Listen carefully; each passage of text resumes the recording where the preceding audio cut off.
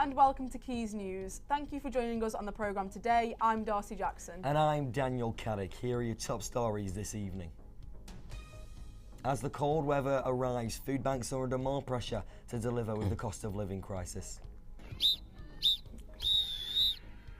Increased violence against referees has been taking its toll on grassroots football. Accessibility issues on the Manchester Metrolink are causing problems for those with hidden disabilities.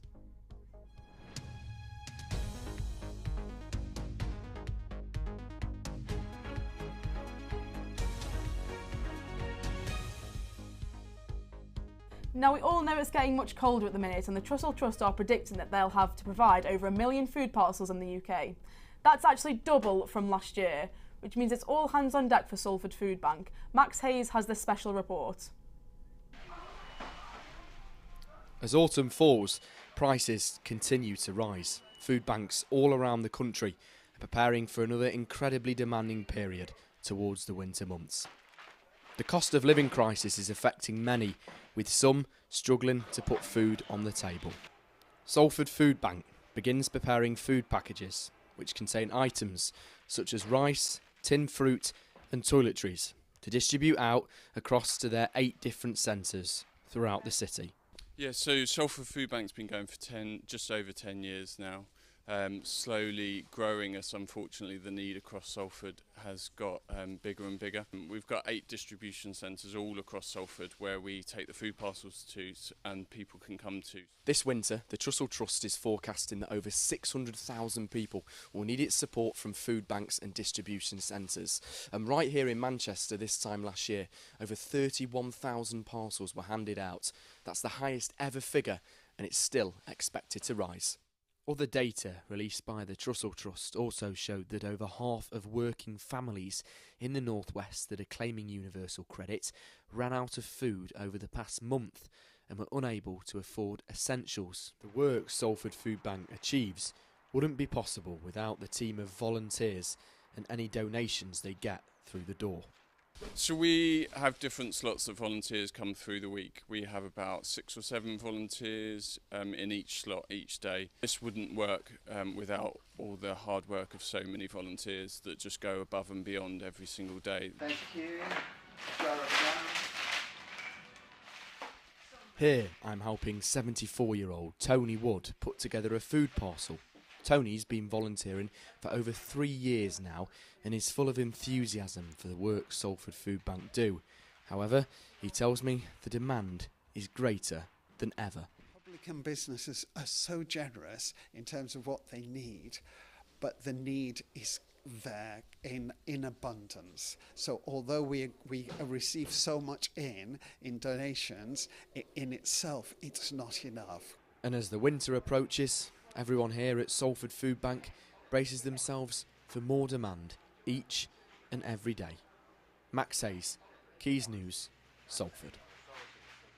And our reporter Max Hayes joins us in the studio now. Max, tell us more about the situation. Yeah, thank you, Dan and Darcy. Well, it's an ever-evolving situation. Food banks, of course, we've seen them around for so long now, but the demand is greater than ever. The Trussell Trust are forecasting double figures from last year of food parcels that their food banks will need to provide. That's 1 million expected right here in Manchester where we are today, between 65 and 70,000 expected this winter. Andy Burnham, the Mayor of Greater Manchester, people are calling on him to do more, and of course the wider government as well. And what have food bank users been saying about all of this? Yeah, well, as you can imagine, Darcy, it's really sad to see. I spoke to a mum of 3 that told me that food banks were her only way of putting food on the table.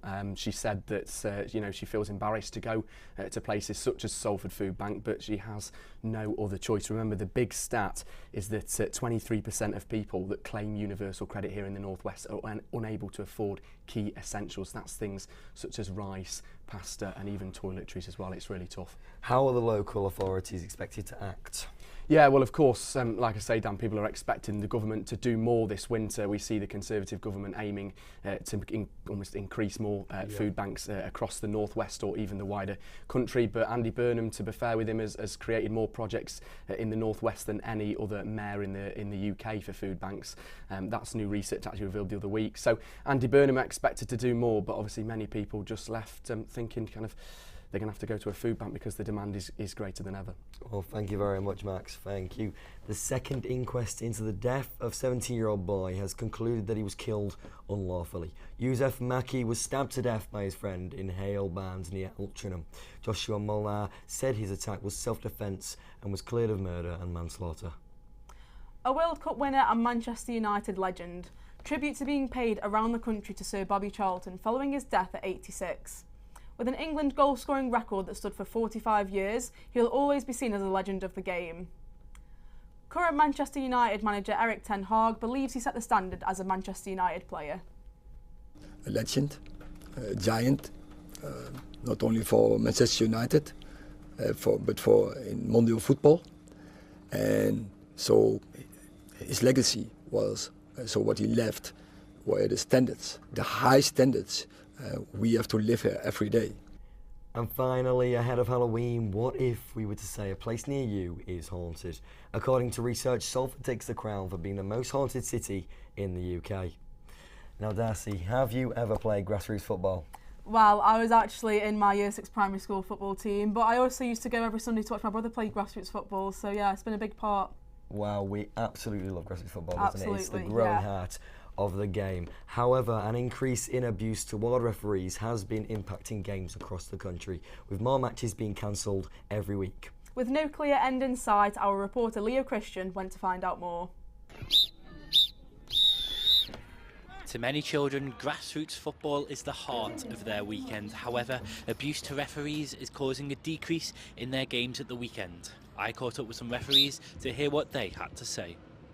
Affecting grassroots football, like, just cause referees just get that much abuse, you can abandon the game, or the children get upset because there's so much shouting. So, because if the refs keep getting abuse over and over, they're not going to want to keep coming and reffing.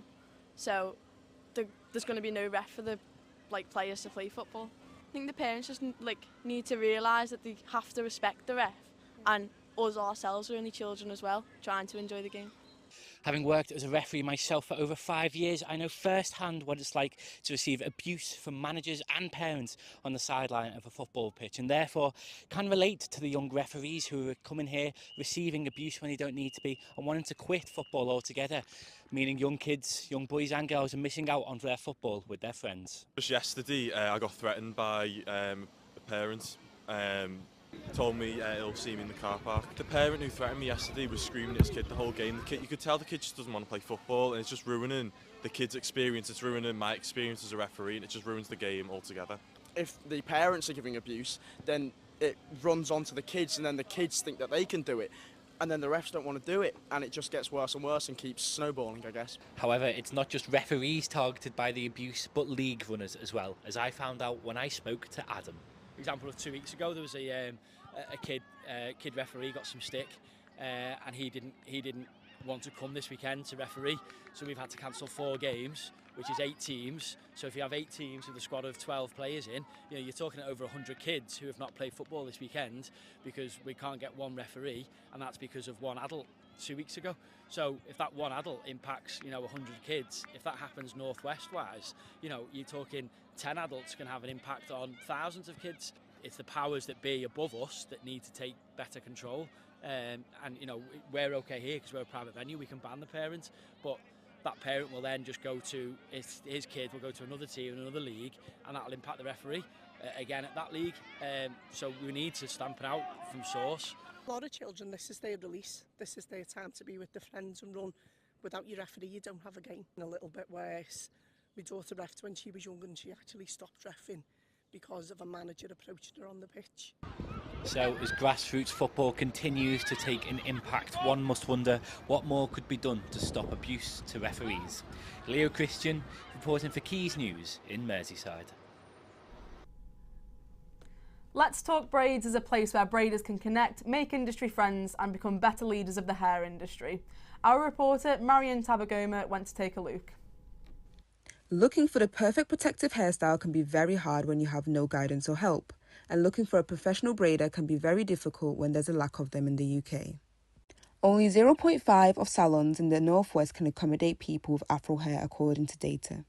And this is why organiser Lauren Parchment has decided to create her very own networking event. The aim is to kind of make more noise about braiding in the UK hair industry.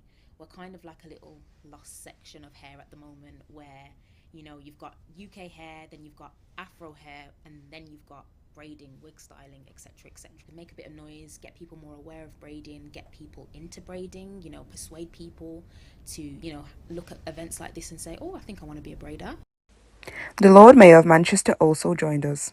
I thought that I should come to this event because my background is hairdressing, and just seeing the next generation of young people and hairdressers coming forward and the talent and skills that they have in regards to hairdressing and braiding, I just wanted to see it. I wanted to see the talent, I wanted to see the skill.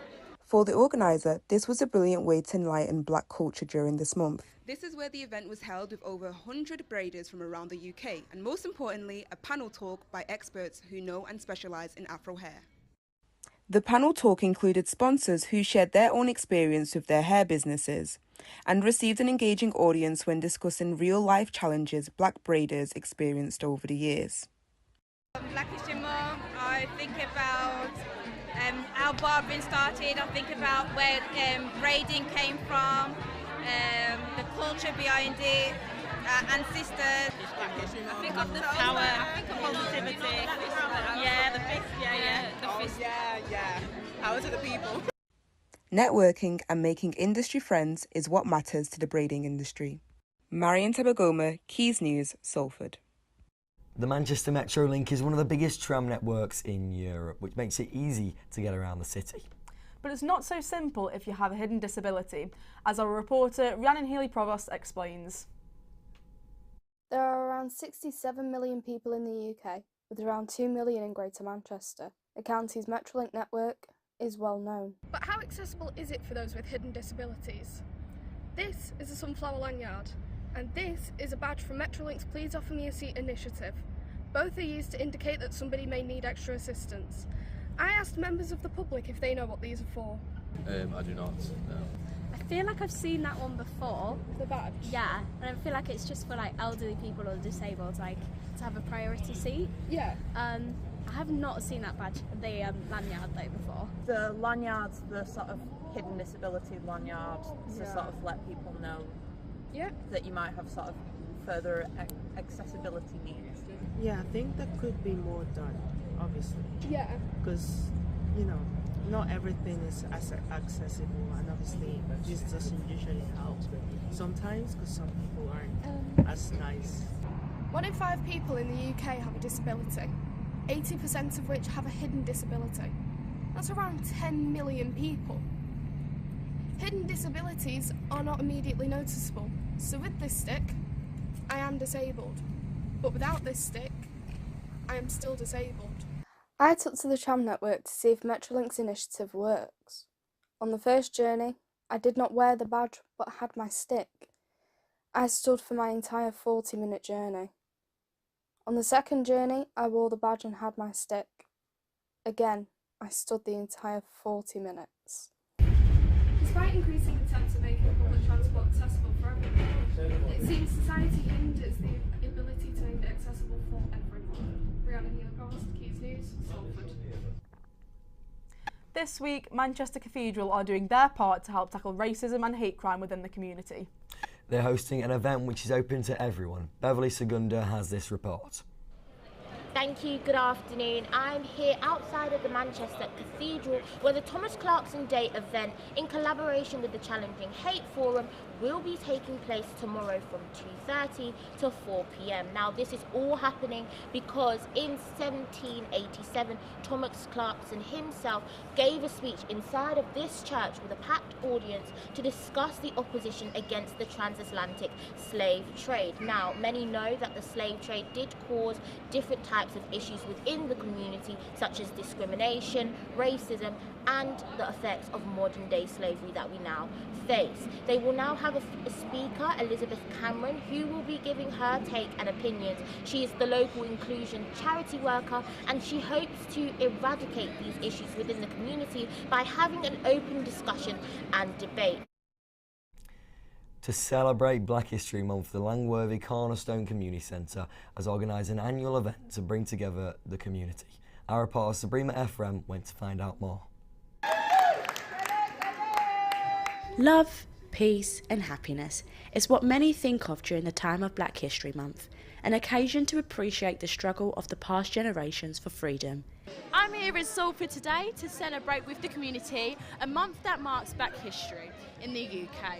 Where many have come together to promote diversity and cohesion, the Salford community has set up an event to bring the whole community together.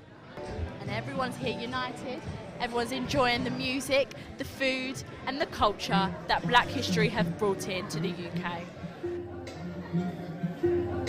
I speak to Deborah Tesfaye, who owns an Ethiopian coffee shop in Salford, on what Black History Month means to her. Black History Month for me in Salford, it's a good opportunity and real life, yeah. Real life. And do you see a great future for the next generation? Of course, because I stand for the new generation. I do this coffee ceremony. I teach their own language. I do more culture to present and to show for the local people like school and community. We have a very diverse community in this area of CD Langworthy and adjoining areas as well. So we feel it's very important that our diverse community, a very multicultural community, have access to the centre. Also for us to celebrate Black History Month because a lot of them are new settlers, a lot of them have been here quite some time, some have been here many years. Some of them arrived as asylum seekers, refugees. So it's very important that they recognise that this centre is for them, it's their centre. Sabrina Ephraim, Quays News. Now, Breast Cancer Awareness Month begins to draw to a close this month, and here at Quays News it's important for us to reiterate what this month represents. Our health reporter Jessica Ray has all the information. In the UK alone, 55,000 women and 400 men are diagnosed with breast cancer every year. The earlier it's diagnosed, the better. When discussing breast cancer, there's nobody better to talk to than the people who've experienced it themselves. I met with Gemma Fish, who's been fighting breast cancer since February 2023 and blogging her journey and experiences online. Symptom-wise, everything I kind of just followed off as after pregnancy symptoms, so I didn't really fully acknowledge what was happening, and there'd been numerous other symptoms which I'd had, pain under the armpit, and there was a clear, obviously, lump there as well, which had I been checking myself properly, which I never had done, then I probably would have found that earlier. I started the blog because literally, as I said, I had never ever checked my breasts for lumps. I'd never even acknowledged that that could be a problem, could be an issue. You know, we all know about breast cancer, but we don't think it's ever going to happen to us. If you are then checking yourself, I would look at kind of Breast Cancer Now, their website. They've got really good information as to how to check yourself properly. We should all be aware of how to check our breasts for any signs of cancer and what to do if we find any abnormalities. There are plenty of charities and organisations to turn to for guidance and support.